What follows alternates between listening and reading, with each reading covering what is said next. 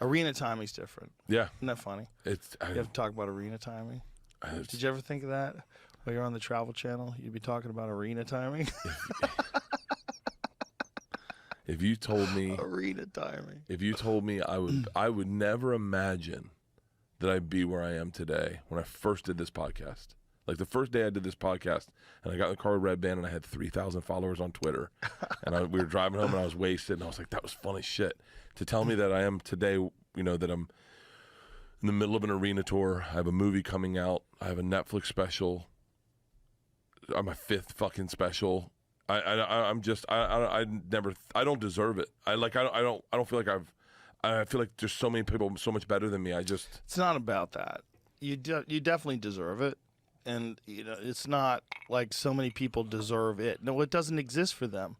You made a thing. You figured out a path, and you got through, and it's great, and people love it. It's like it's not a matter of whether or not you deserve it. Of course, you deserve it. I was lucky. In that everyone's lucky. I fucked up. There's a couple things of advice that I'm really glad I took. The number one bit of advice that I'm glad I took is when you came up to me at the Ice House with the whiskey, shots of Jack, and 2 beers, and you said, "Hey, we're trying to be your friend. You got to let us." And I did not want any friends. I did not want a fucking friend. I had my kids and my wife. I was good.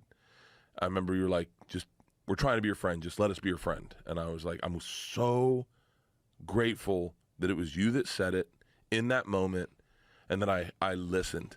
Because the group of friends I have now is so wide and so thick. And it's because of that one moment. Because I just was like, fuck comics, they're crazy. Fuck famous people. I knew that you had some bad experiences with some other comics that we know. One in specific that we know that's out of his fucking mind.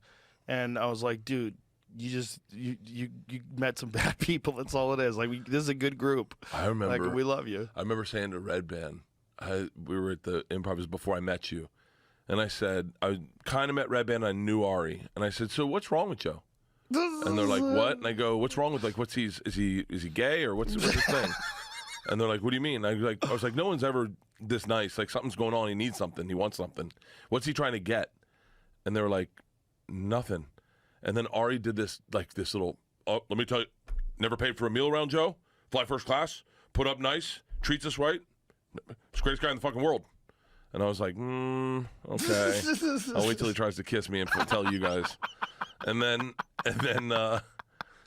you and Bill telling me that my TV show sucked and I needed to get focused on stand-up. I'm glad I listened to that. It's like amazing if I didn't. I mean, I had obviously my respect I have for you, but I have the same for Bill. And and then that phone call you gave me in Vietnam. Well, I was high. And I was in the green room of the Comedy Store. Yeah. And I called you up just because I missed you. I was like, what's he up to? And then when you answered and you're like, I'm on a motorcycle, I'm in Vietnam. It was like an overwhelming voice in my head was like, you got to get this guy to quit that fucking show. I was like, you got to quit that show. Like, you have to quit. I'm like, Bert, you're too funny. I go, you should be a huge stand-up comedian. But what's crazy is, I think maybe now you can hear that advice and connect to where I am today and going, okay, he's got a movie coming out, he's got all these big things. But you don't believe in yourself then. You're just some fucking $1,500 a week comic, or $3,000 a week comic maybe at the time, going like, it'll never happen for me. We were saying this before the podcast started. When I was younger, before I met Leanne and then right when I met Leanne, I wanted it so bad. I wanted what I have now, I wanted it so bad. But I thought it would be different. It's not what I thought it was going to be, but I wanted it. I watched Dane. I'm 100% honest. So if it bothers anyone what I'm about to say, I'm fine. I watched Dane blow up, and I wasn't jealous, but I was envious. I was like, how cool. He goes to he knows movie stars, and then I'm so grateful that I didn't get what I wanted. I'm so grateful that it didn't show up until I was 44, and then now I'm 50. And I can really appreciate that. I can really appreciate it. It would never have meant what it means to have Ron White watch me do stand up. Yeah, it means something to me.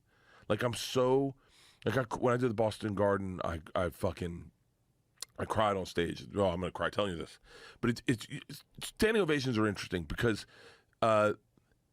You can cheat them. I did this to Ari one time. I was like, I go, you want me to show you how to get a standing ovation? And he was like, wait, you can get a standing ovation? I go, it's super easy. I'll show you. And I walked him through like a 5-point PowerPoint process of how to get a standing ovation.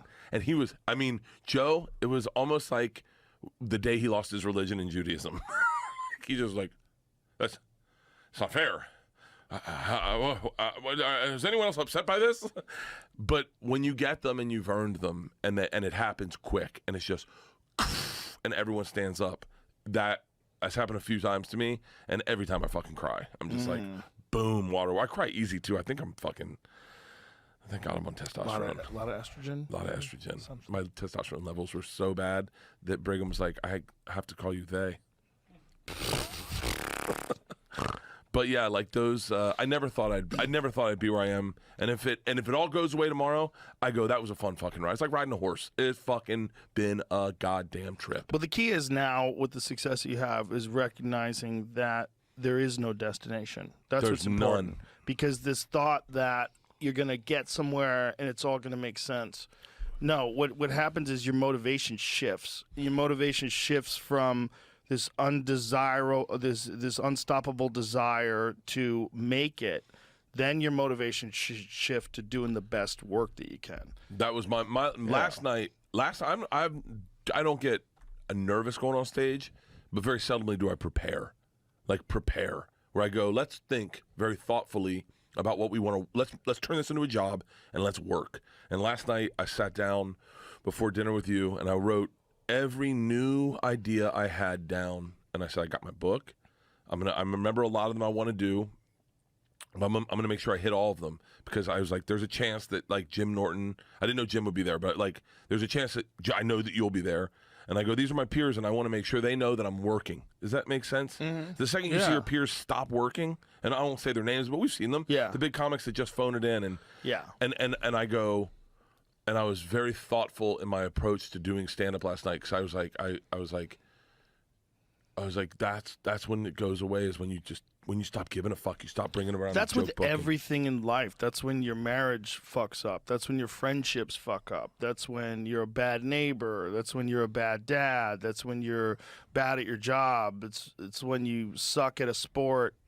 You know, I mean, a lot of things in life is whether or not you appreciate them. It's being in them and recognizing. Like when we were kids, when we were starting out doing stand-up, the idea that making a living doing stand-up was crazy.